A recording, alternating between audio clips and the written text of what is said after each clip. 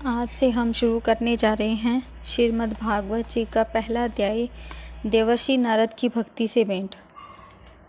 सच्चिदानंद स्वरूप भगवान श्री कृष्ण को हम नमस्कार करते हैं, जो जगत की उत्पत्ति, स्थिति और संहार के हेतु तथा आध्यात्मिक, आधिदैविक और आधिभौतिक तीनों प्रकार के तापों का नाश करने वाले हैं।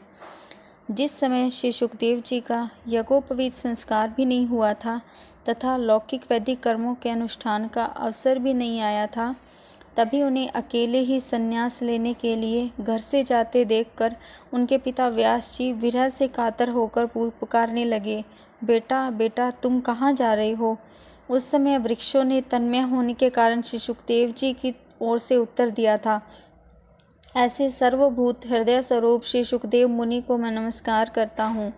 एक बार भगवत कथामृत का रसास्वादन करने में कुशल मुनिवर शौनक जी ने नैमिषारण्य क्षेत्र में विराजमान महामति सूत जी को नमस्कार करके उनसे पूछा। शौनक जी बोले, सूत जी, आपका ज्ञान अज्ञानांधकार को नष्ट करने के लिए करोड़ों सूर्यों के समान है। आप हमारे कानों के लिए रसायन अमृत स्वरूप सारगर्भित कथा कहिए। भक्ति, ज्ञान और वैराग्य से प्राप्त होने वाले महान विवेक की वृद्धि किस प्रकार होती है तथा वैष्णव लोग किस तरह इस माया मोह से अपना पीछा छुड़ाते हैं। इस घोर कलिकाल में जीव प्राय असुरी स्वभाव के हो गए हैं।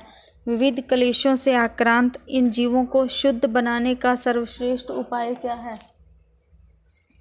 सूत जी, आप हमें कोई ऐसा शाश्वत साधन बताइए जो सबसे अधिक कल्याणकारी तथा पवित्र करने वालों में भी पवित्र हो तथा जो भगवान श्री कृष्ण की प्राप्ति करा दे।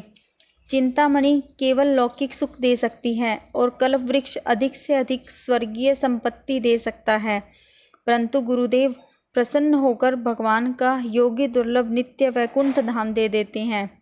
सूत जी ने कहा, शौनक जी, तुम्हारे हृदय में भगवान का प्रेम है, इसलिए मैं विचार कर तुम्हें संपूर्ण सिद्धांतों का निष्कर्ष सुनाता हूँ, जो जन्म मृत्यु के भय का नाश कर देता है, जो भक्ति के प्रवाह को बढ़ाता है और भगवान श्री कृष्ण की प्रसन्नता का प्रधान कारण है। मैं तुम्हें वह साधन बतलाता हूँ, उसे सावधान होकर सुनो। श्री सुखदेव जी ने कलयुग में जीवों के काल रूपी सर्प के मुख का ग्रास होने के त्रास का आत्यांतिक नाश करने के लिए श्रीमद् भागवत शास्त्र का प्रवचन किया है। मन की शुद्धि के लिए इससे बढ़कर कोई साधन नहीं है। जब मनुष्य के जन्म जन्मांतर का पुण्य उदय होता है, तभी उसे इस भागवत शास्त्र की प्राप्ति होती है। जब सुखदेव जी राजा परीक्षित को यह कथा सुनाने के लिए सभा में विराजमान हुए, तब देवता लोग उनके पास अमृत का कलश लेकर आए। देवता अपना काम बनाने में बड़े कुशल होते हैं, अतः यहाँ भी सबने सुखदेव मुनि को नमस्कार करके कहा, आप यह अमृत लेकर बदले में हमें कथा अमृत का दान दीजिए। इस प्रकार परस्पर विनिमय अदला बदली हो जाने पर राजा परीक्षित अमृत का पान करें और हम सब श्रीमद् भागवत रूप अमृत का पान करेंगे। इस संसार में कहाँ कांच और कहाँ बहुमूल्य मणि तथा कहाँ सुधा और कहाँ कथा। श्री सुखदेव जी ने यह सोचकर उस समय देवताओं की हंसी उड़ा दी। उन्हें भक्ति शून्य कथा का अनाधिकारी जानकर कथामृत का दान किया। इस प्रकार यह श्रीमद् भागवत की कथा देवताओं को भी दुर्लभ है। पूर्व काल में श्रीमद् भागवत के श्रवण से ही राजा परीक्षित की मुक्ति देखकर ब्रह्मा जी को भी बड़ा आश्चर्य हुआ। उन्होंने सत्यलोक में तराजू बांधकर सब साधनों को तोला। अन्य सभी साधन तोल में हल्के पड़ गए। अपने महत्व के कारण भागवत जी ही सबसे भारी रहा। यह देखकर सभी ऋषियों को बड़ा विस्मय हुआ। उन्होंने कलयुग में इस भगवत रूप भागवत शास्त्र को ही पढ़ने सुनने से तत्काल मोक्ष देने वाला निश्चय किया। सप्ताह विधि से श्रवण करने पर यह निश्चय भक्ति प्रदान करता है। पूर्व काल में इसे दया परायण सनकादि ने देवर्षि नारद को सुनाया था। यद्यपि देवर्षि ने पहले ब्रह्मा जी के मुख से इसे श्रवण कर लिया था, यद्यपि सप्ताह श्रवण की विधि तो उन्हें सनकादि ने ही बताई थी। शौनक जी ने पूछा, सांसारिक प्रपंच से मुक्त एवं विचरणशील नारद जी का सनकादि के साथ संयोग कहाँ हुआ और विधि विधान के श्रवण में उनकी प्रीति कैसे हुई? सूत जी ने कहा, अब मैं तुम्हें वह भक्तिपूर्ण कथा न सुनाता हूँ जो श्री सुखदेव जी ने मुझे अपना अनन्य शिष्य जानकर एकांत में सुनाया था। एक दिन विशालापुरी में वे चारों निर्मल ऋषि सत्संग के लिए आए। वहाँ उन्होंने नारद जी को देखा। सनकादि ने पूछा, ब्राह्मण, आपका मुख उदास क्यों हो रहा है? आप चिंतातुर कैसे हैं? इतनी जल्दी आप कहाँ जा रहे हैं और आपका आगमन कहाँ से हो रहा है? इसका कारण बताइए। नारद जी ने कहा, मैं सर्वोत्तम लोक समझकर पृथ्वी में आया था।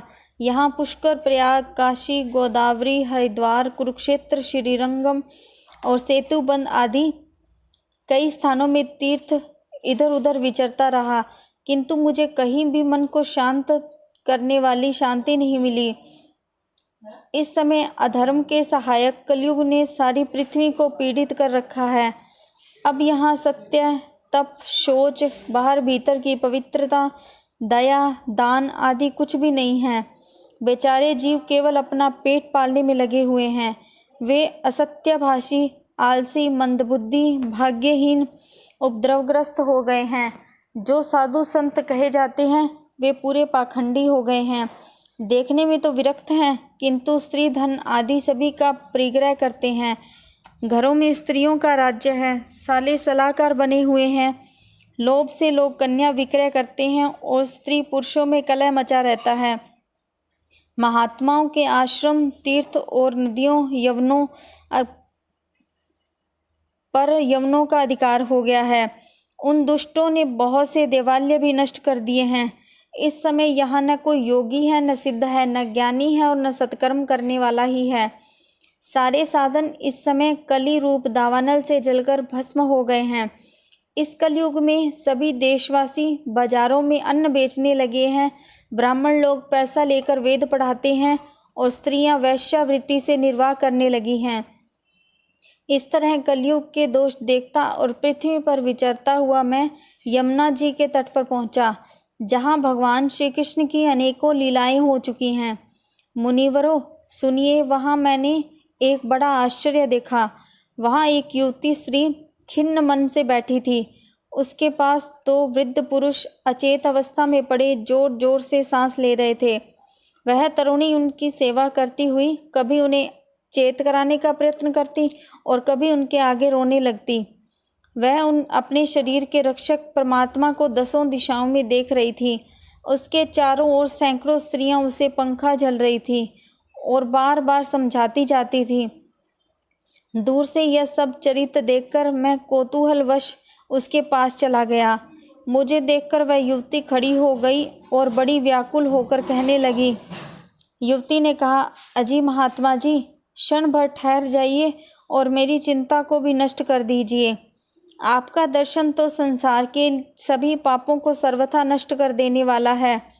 आपके वचनों से मेरे दुख की भी बहुत कुछ शांति हो जाएगी। मनुष्य का जब बड़ा भाग्य होता है तभी आपके दर्शन हुआ करते हैं।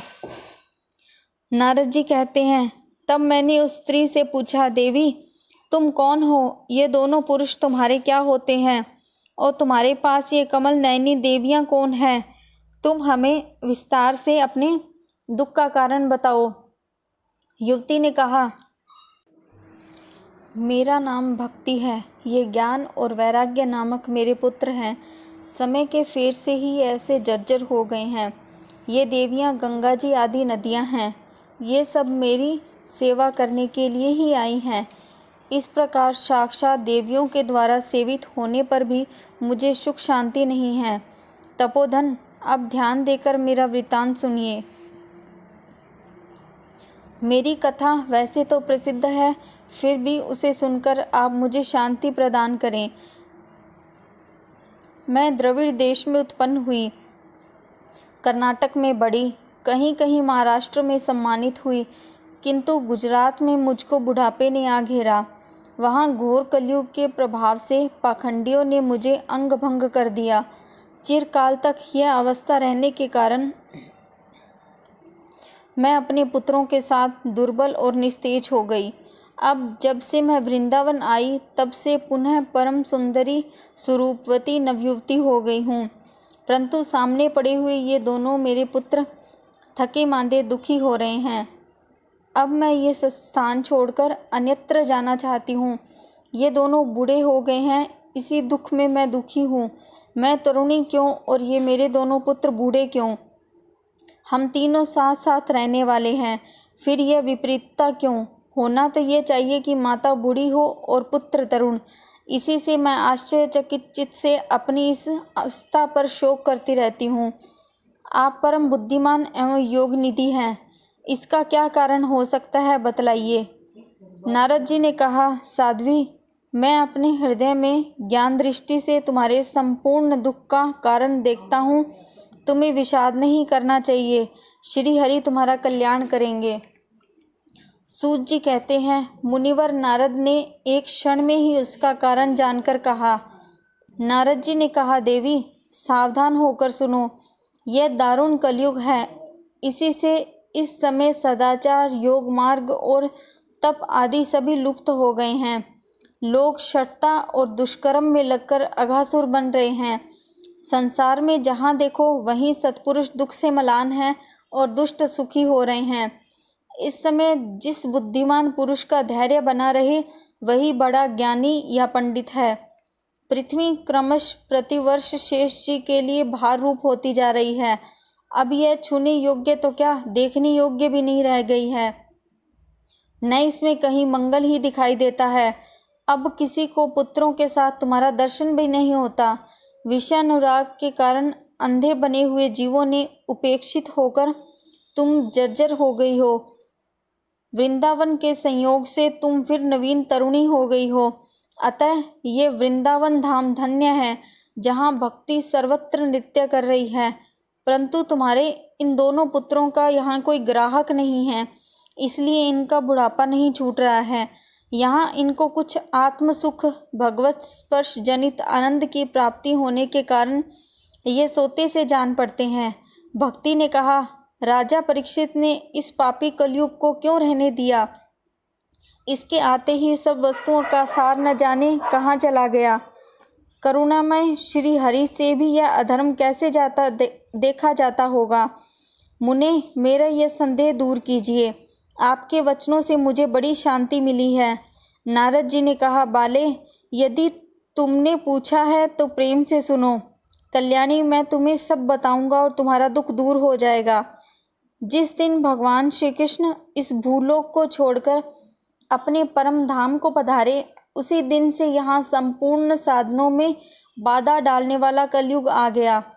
दिग्विजय के समय राजा परीक्षित की दृष्टि पड़ने पर कलयुग दीन के समान उनकी शरण में आया। भ्रमर के समान सारग्राही राजा ने यह निश्चय किया कि इसका वध मुझे नहीं करना चाहिए, क्योंकि जो फल तपस्या, योग एवं समाधि से भी नहीं मिलता, कलयुग में वही फल श्री हरि कीर्तन से ही भली भांति मिल जाता है। इस प्रकार सारहीन होने पर भी उसे इस एक ही दृष्टि से सारयुक्त देखकर उन्होंने कलयुग में उत्पन्न होने वाले जीवों के सुख के लिए ही इसे रहने दिया था। इस समय लोगों के कुकर्म में प्रवृत्त होने के कारण सभी वस्तुओं का सार निकल गया है और पृथ्वी के सारे पदार्थ बीजहीन भूसी के समान हो गए हैं। ब्राह्मण केवल अन्न धन आदि के लोभवश घर घर एवं जन जन को भागवत की कथा सुनाने लगे हैं। इसीलिए कथा का सार चला गया। तीर्थों में नाना प्रकार के अत्यंत घोर कर्म करने वाले नास्तिक और नारकी पुरुष भी रहने लगे हैं। इसीलिए तीर्थों का भी प्रभाव जाता रहा। जिनका चित्त निरंतर काम, क्रोध, महान लोभ और तृष्णा से तपता रहता है, वे भी तपस्या का ढोंग करने लगे हैं। इसलिए तप का भी सार निकल गया। मन पर काबू न होने के कारण तथा लोभ, दंभ और पाखंड का आश्रय लेने के कारण एवं शास्त्र का अभ्यास न करने के ध्यान योग करने से ध्यान योग का फल मिट गया। पंडितों की यह दशा है कि वे अपनी स्त्रियों के साथ भैंसों की तरह रमण करते हैं। उनमें संतान पैदा करने की ही कुशलता पाई जाती है। मुक्ति साधन में वे सर्वथा अकुशल हैं। संप्रदाय अनुसार प्राप्त हुई वैष्णवता भी कहीं देखने में नहीं आती। इस प्रकार जगह जगह सभी वस्तुओं का सार लुप्त हो गया है। यह तो इस युग का स्वभाव ही है, इसमें किसी का दोष नहीं है। इसी से पुंडरीकाक्ष भगवान बहुत समीप रहते हुए भी यह सब सह रहे हैं। सूत जी कहते हैं, शौनक जी, इस प्रकार देवर्षि नारद के वचन सुनकर भक्ति को बड़ा आश्चर्य हुआ। फिर उसने जो कुछ कहा उसे सुनिए। भक्ति ने कहा, देवर्षि, आप धन्य हैं। मेरा बड़ा सौभाग्य है जो आपका समागम हुआ। संसार में साधुओं का दर्शन ही समस्त सिद्धियों का परम कारण है। आपका केवल एक बार का उपदेश धारण करके कयाधु कुमार प्रहलाद ने माया पर विजय प्राप्त कर ली थी। ध्रुव ने भी आपकी कृपा से ही ध्रुव पद प्राप्त किया था। आप सर्व मंगलमय और साक्षात श्री ब्रह्मा जी के पुत्र हैं।